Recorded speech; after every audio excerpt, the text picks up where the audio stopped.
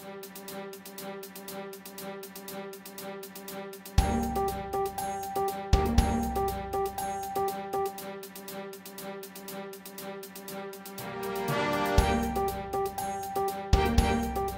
Prasad and this is KiniTalk. Our guest today needs no introduction, but I'll give him one. He's the chairperson for Himpunan Hijau, the environmental group who's best known for their campaign against the rare earth refinery plant in Gebeng, Kuantan. Mr. Wong Tack, thank you for joining us. Thank so you. we just start off by telling what got you into environmentalism. Beautiful country, beautiful country. We are so fortunate. I always said in Malay, Tuhan bagi kita anugerah yang begitu indah. God gave us such a beautiful gift. We must protect them. We must protect it. At the age of 50, I go full time into environmental work. So when did you start? Was it as a youth or was it later on in life? I think it started off in my childhood. I think the influence is from my childhood. Being grow up in a beautiful place in Pahang, at the foothill of Titiwangsa main range, with river run through my farm. I've been a farm boy from young. Every day is in touch with the environment. When you talk about green movement in Malaysia, it's fairly new because before Himpunan Hijau came along, it's not something that people talk about.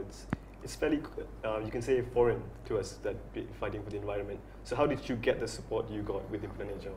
Not so much. Actually, what I look at when I came back to Malaysia, actually, we are quite active. Malaysians are quite aware about our environment.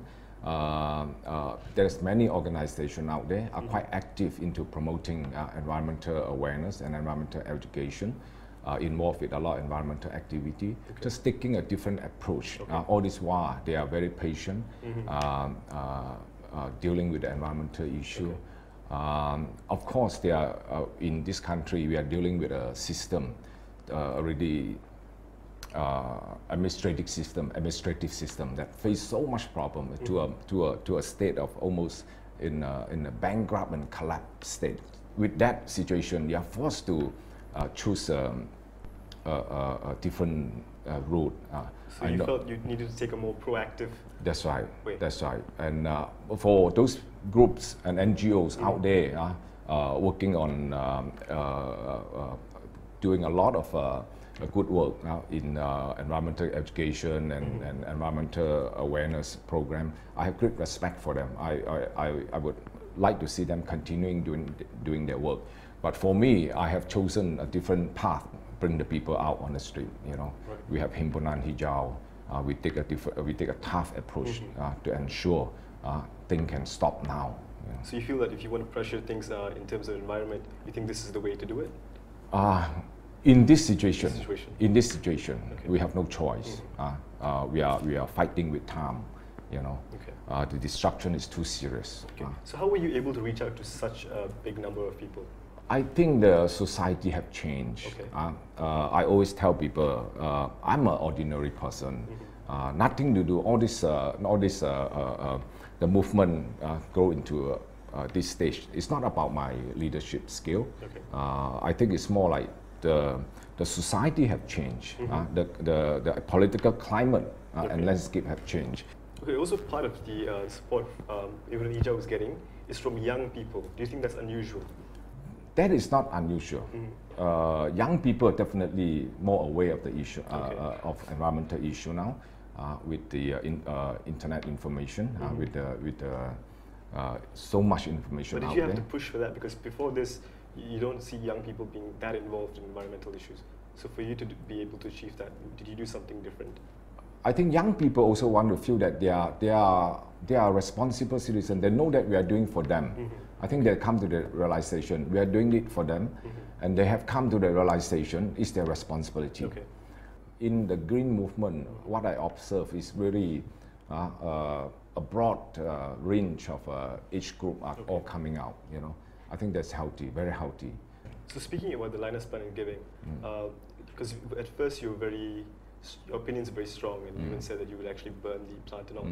And but if they actually had a safer way of doing it, would you agree to it then? No, you see, I think My stand is very clear. Okay. Since beginning, my stand is very clear. Liners came in through our back door. Liners have obtained their operating license, temporary operating license, through an unusual means, through an unusual procedure. We suspect there is corrupt practice involved. That's why also processing of rare earth, industry that involve radioactive waste. Okay. Radioactive waste, we are talking about a half-life of thorium is 1.4 billion years. So have serious implication and consequences on our environment and the health of our people and the future generation.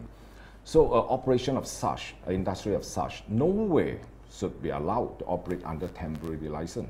When temporary, that means you are not compliant. So our stand is very clear. Immediate withdrawal, immediate cancellation of the TOL, temporary operating license, and immediate stop work order. Okay.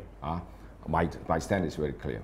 After Pakatan take over, after we are in the administration, there will be a serious reform in the administration function, and we will make sure this DIA process will be carried out according to a reform under the reform administrative. Do you think that a change of government is actually necessary at this point? A change of government is necessary. I think the society know, the people know that there's no other way we can put this country back into proper functioning. Now that you're actually moving to politics, do you think that that will interfere with what you're doing? We have no choice. Okay. We have no choice. Why is that? You see, over the years, you can see over the years, our group have gone through, we have gone through Himpunan after Himpunan. We send in, our colleagues send in scientific report, memorandum. We go to depend on the judicial system. Right. Or we have no more choice. The response, very simple for them, is the plant is safe. The plant is safe. That is the only statement come out from the ministry and including the Prime Minister, but never prove it to the people. And we know that they have violated all the procedure in the process of approval. Would you say your decision to get into politics, would you say it's your personal thing, or did political parties come and say to you? No. Actually, I have been hesitant for a long time while my committee and there's a group of leaders, civil movement leader have sit down and discuss. We have gone through it for a couple of months of very intense discussion to how to see the green movement of this nation to move forward and move to a different level. So you would say you've been thinking about it for a long time? Yes, our group, basically our group. I was asked to come out to represent the movement to get into politics. So it take a long time for me to willing to accept this move, and take us a long time to make that decision. So when the time came, you actually had to choose a political party to actually be a candidate for. So how did you make that decision? Did you leave it to the party itself? Our team have met with the political leader of Pakatan, the leadership of Pakatan, and we make it very clear. So if you say the leadership of Pakatan, is it who are they? The top leadership of Pakatan. We make it very clear that decision using which the ticket to come out is depend on the leadership of Pakatan. And of course, many people also have talked about why not we come out as independent. And independent, at first we thought that might be the choice, but further analyze, further discuss, we understand now we are pushing for two-party system, and then if we come up with an independent candidate, then we'll interrupt the whole movement. So have you ever considered stepping down? Because people say that now that you've actually joined politics, it might interfere with. We have discussed, at one time I was said, All this while, we are not an NGO. We are just a movement, a people's movement. It's not so much. It's not an NGO. So to stepping down, at one time I did consider. All this while, not because I'm the chairman of Himpunan Hijau, it's because I'm a part of this movement. Okay. I'm with them, you know. But of course, I'm the leader of the group. So to that is the decision of the committee. Right. At the end, the decision of the committee, 8 out of the 9 steering committee decided I should stay on. The reason is I'm representing Himpunan Hijau to come into politics. So you think the idea to join politics has been a thought for some time now. So when exactly did Pakatan, when did you actually meet Pakatan? Was it this year or? A month ago, after we are entered into a very intense discussion within our group, and the leader of the so the idea is entirely from Himpunan Hijau itself? That's right, that's right. Okay, so not the idea of political parties trying to... No. After we have discussed, after we, then we approached the Pakatan leadership. Yeah. So that was around a month ago? Yeah, about a month ago. So how were they receiving you? Did they feel that it was a good option? They agree with our move. In the Green movement, when you say politics, it's sort of like a dirty word. And so do you think that now that you're actually going into politics, do you think your credibility would be affected by that? How can we avoid politics? All along we said this is a political issue. Linus is a political issue. Environmental issue is a political issue. We must be, if you want to change the corrupt practices, we must be into the administration. We must get involved in politics. So at this stage, so it's a critical moment. Our stand is still the same. So are you not afraid about the perception of the Himpunan Hijau supporters towards you now that you're going into politics? I think they will understand. They understand. We have to move to, we are expanding, so we have no choice. We have no choice. We have to, after moving through, moving into this level, we have to step up. Because I assume some of the supporters of Himpunan Hijau aren't necessarily supporters of the opposition. So do you think that they might go away from the movement? If they, it might be.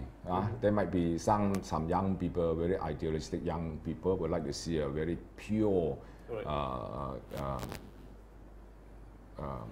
NGO approach in the environmental movement. I think if they later on they understand how we still remain in the same cause, I think they will understand.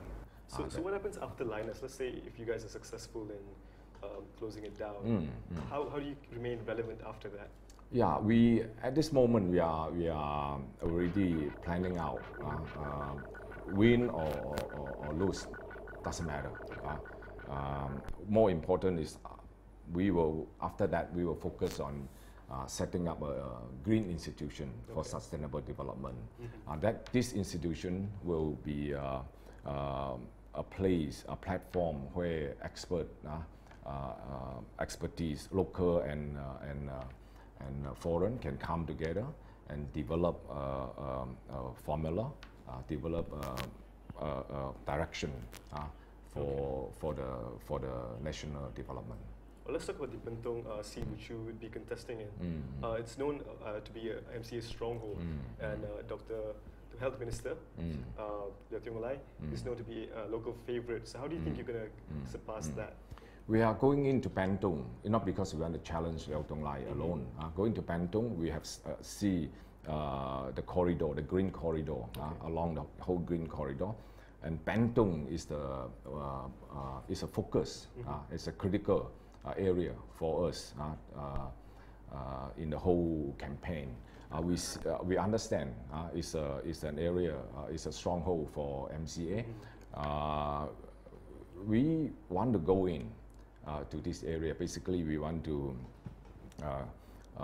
tell the current regime or the current power that we, Rakyat, want to take up the challenge. We, Rakyat, will stand up. Also about the electoral there, about 43% are Malay voters who are not really that in tune with what you guys are doing with Linus and all. So how do you think you're going to win them over? I think that will be our opportunity through this campaign election to create awareness on Linus and environment. Okay. I think we see that as an opportunity. The issue through the election campaign, this Linus and environmental issue will be brought in the Malay community. Also, 20% of them are from Feldas. So how well received do you think you will be there? We are green in politics. I think to us is we believe the power of love. Okay. We know that what we are champion here is about caring for our future, caring for our children. So we depend on the people. We know that we have touched their heart before. Okay. We are counting on them to come forward one more time to uphold that principle, to uphold that righteous action, to take responsibility. So we are fighting a system that is so corrupt now, which is that can cause so much harm to our future. So that is we are fighting about. It's not about Liao Tong Lai. It's not about a personal issue. It's the system we are talking about. Okay. Thank you so much for joining us. Thank you. It was great having you on. That's all for now. Thank you.